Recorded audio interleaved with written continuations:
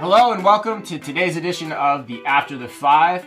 It is May 18th. I'm, of course, joined as always by Ann Mazinga and Carter Jensen. We're going to break down the top news stories of the week. The news happened fast and furious this week, and we're going to do it in a rapid-fire style segment. So, to start us off, Amazon. Amazon announced this week that they are going to open 2 more Go stores in the cities of San Francisco and Chicago. All right, so my question for you guys is, it's going to be a little bit different this week. Is Amazon Go, in your minds, more like the Amazon Kindle 5 years from now, or more like the Amazon Fire phone 5 years from now? So dead on arrival or the next big thing. Yep. Yeah, I love it. I think this is great. I mean, you have been able to be there in person. I think the analysis last week was perfect. I love the fact There's also an app on my phone, by the way. Just if you happen to listen to the Who's More other... Millennial this week. Yeah. Chris is still bitter that he lost. Yes, but I think the point is that it's really cool that they're looking to different locations to expand this, especially Chicago is really interesting. You mentioned some of the things with Walgreens there. And then San Fran, I think, is just a logical spot to go. I think the demographics there are perfect for it, and I can't wait to see how they expand and put it into kind of some different footprints. It'll be cool. Yeah, I agree. You guys are both are okay. Yeah. It's Amazon Kindle. I mean, everybody's been waiting for this moment, right? We wanted to see where they're going to go to, if they're going to expand. I mean, and they've done it again, put out a press release with no end date particularly mentioned. But it's a great spot, and the potential for disruption of Walgreens is going to be really fantastic. Oh yeah, you think that Walgreens? I mean, Chicago, that's going to just... there's a Walgreens and CVS and, Dwayne Reed on every corner. And once Amazon gets into that market, which is just inevitable, man, it's over. Yeah, it's going to be, over. yeah. I mean, I love that point you just made. Like, when I'm all in on this now, having gone there last week. It is such a cool experience. And like your point, yeah, if I have to choose between standing in line in a disgusting Dwayne Reed CVS, which is equally disgusting, and Walgreens on the same city corner, and I can just walk into Amazon. Yeah, every day. But you're saying though, Sunday. in the Fast Five, you mentioned, we'll just decimate that world, and then Jeff will just come in and buy Walgreens. Yeah, or get in the pharmacy business somehow that way, or buy those assets. Who knows? But, right. Okay, so you guys are big in on that one. Yeah. All right, so you're definitely buying into that. Okay. All right. Second question. The big announcement this week. This one was really cool. Kroger has purchased a stake in Ocado, and for those of you unfamiliar, Ocado is the direct-to-consumer online grocery retailer out of the UK. And essentially what Kroger's buying here is their automated fulfillment technology and the license to bring that to the United States. So the question for you here, are you buying or selling this move for Kroger? Buying a million times over. I'm love so this excited. move. I cannot wait. And for those of you unfamiliar with Ocado, like, it's not long.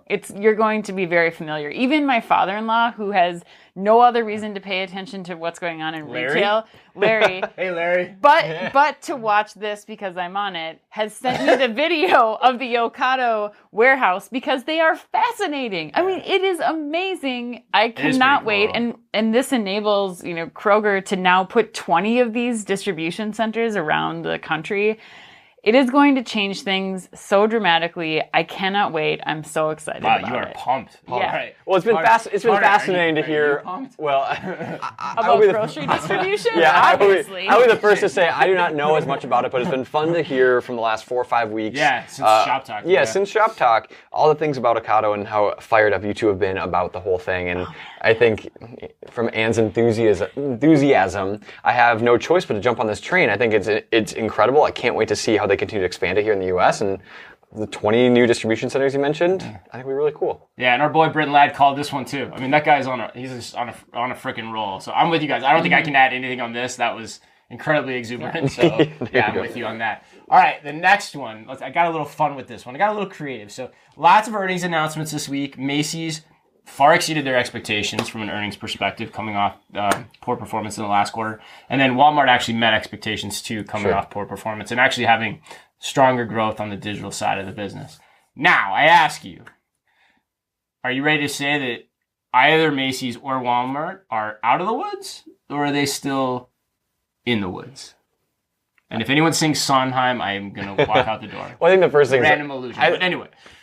you said this in the Fast Five as well.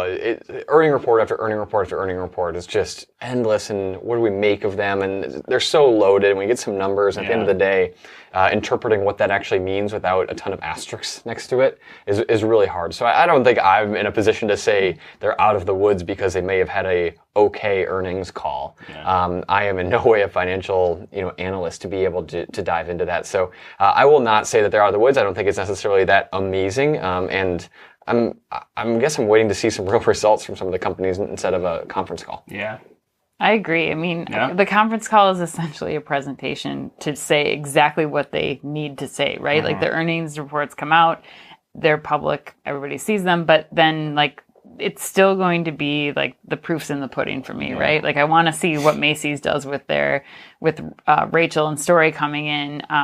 You have other lame excuses like Home Depot didn't do well because spring was late. Like you can tell any story. This is like, it reminds me of like my old news days where it was like, how do you want to shape this story? Here's the information you have. You can go one of two ways. And it just feels like a lot of excuses or reasons that, we have, each of those companies has a lot of exciting things going on. So I think that will really give the clearest picture of what their future looks like. Yeah, and that's a good point. That's why I love doing this, because I was talking to somebody today. What I really like about this segment is like we do the Fast Five, give my opinion, but then you guys jump in and either reshape that opinion or form it. And I think it's always good to hear that. And like, I wish we could come up with something to reform this process. So whoever's listening or watching out there, whether you're in the financial industry or maybe leader in a retail organization or retail association, like, how do we fix this? Like, I read the earnings reports again. Like with Macy's, you don't know anything about their store side business. It's all total level performance. So you really don't understand how things are going below the covers.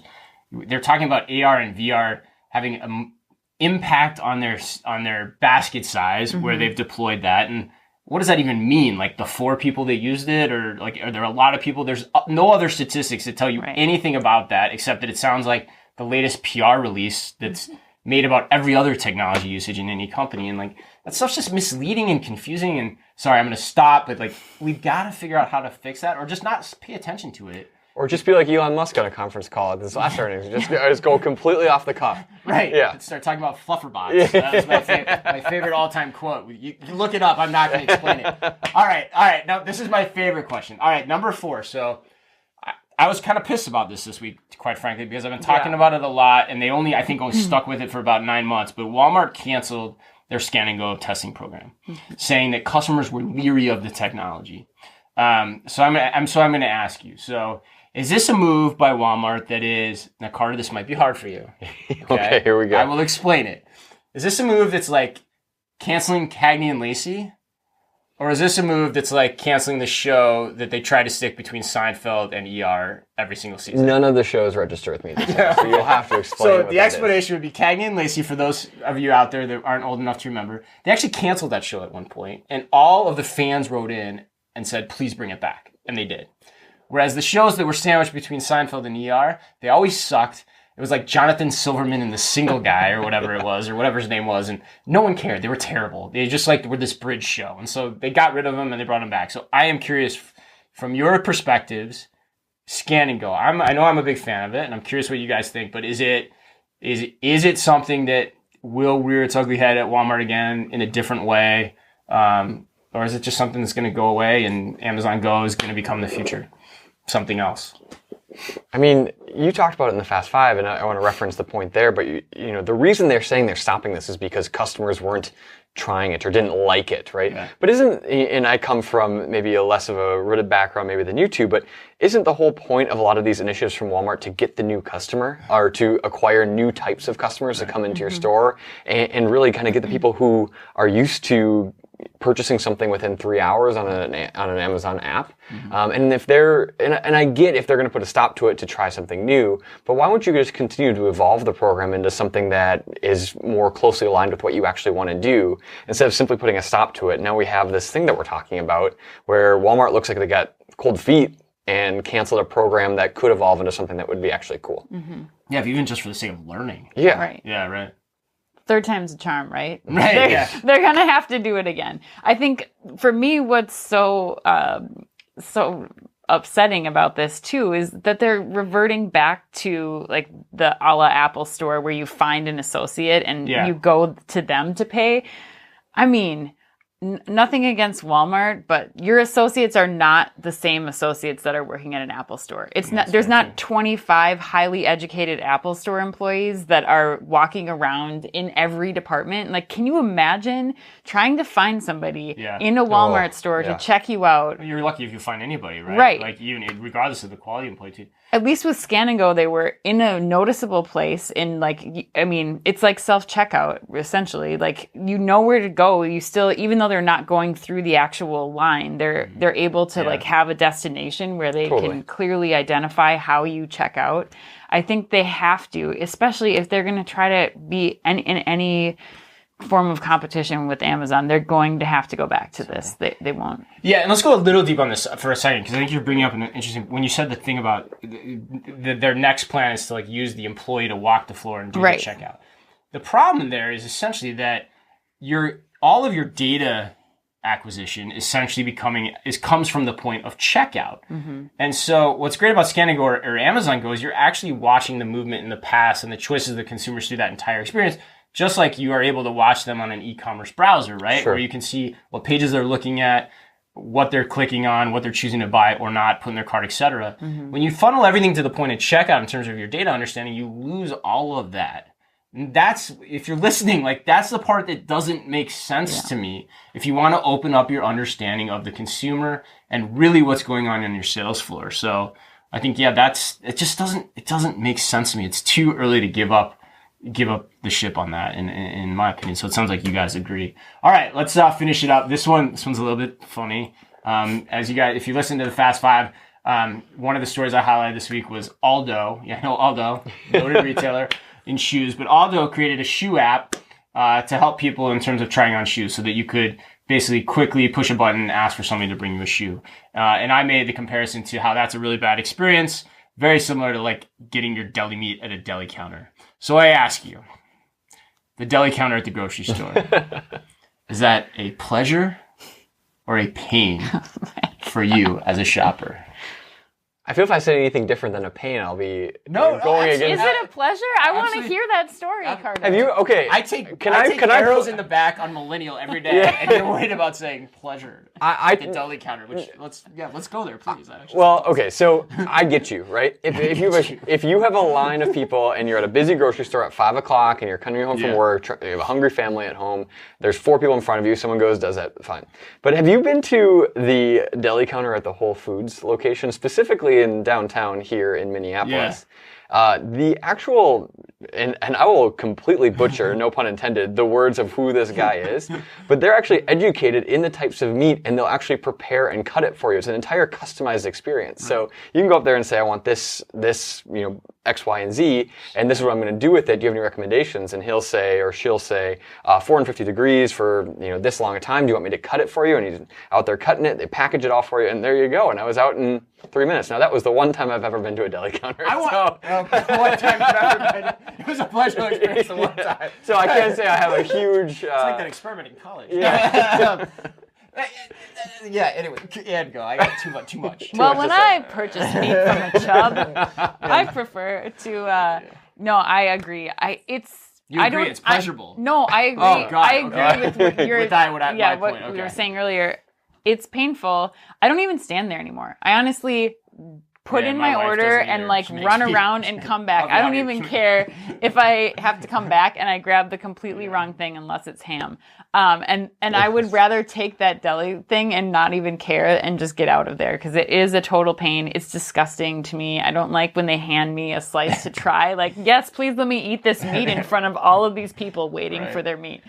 But I do think, so I was telling you earlier today, BJ's Wholesale, of all people, they've started a mobile app for your deli counter. So as soon as BJ's comes to Minneapolis, you don't have to worry about your Genoa salami problems anymore. This whole thing just baffles my mind. Okay, here we go.